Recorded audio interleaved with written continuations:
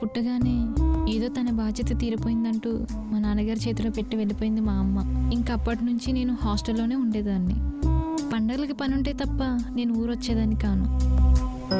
మనిషిగా పుట్టినందుకు పక్క వాళ్ళకి ఎంతో కొంత సాయపడాలని మా నాన్నగారు ఎక్కువగా ఆ పనుల్లోనే ఉండేవారు. మా నాన్నగారి మంచితనం మరీ ఎక్కువైపోయిందేమో. కాలం యాక్సిడెంట్ రూపంలో వచ్చి 6 నెలల ముందు తీసుకెళ్ళిపోయింది. ఇంకప్పటి నుంచి మా ఇద్దరికి కష్ట సుఖాల్లో మేము మాత్రమే తోడున్నాం.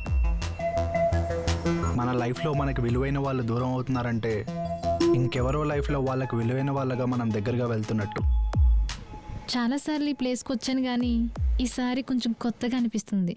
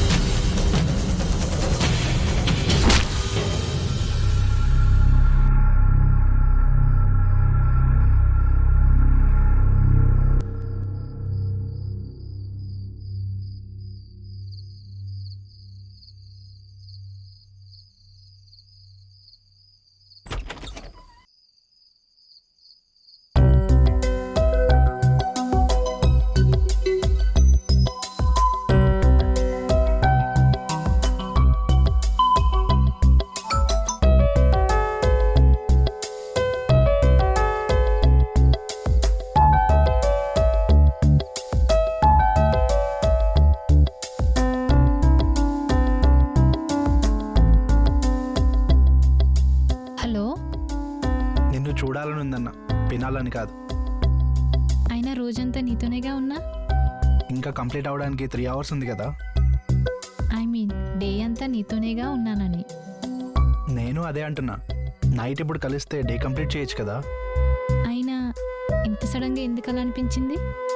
దానికి నా దగ్గర ఆన్సర్ లేదు, కానీ నాలో ఉన్న కవి చెప్పగలడు. పిలవమంటావా అండి? ఏది పిలు, ఏం చెప్తాడో చూద్దాం.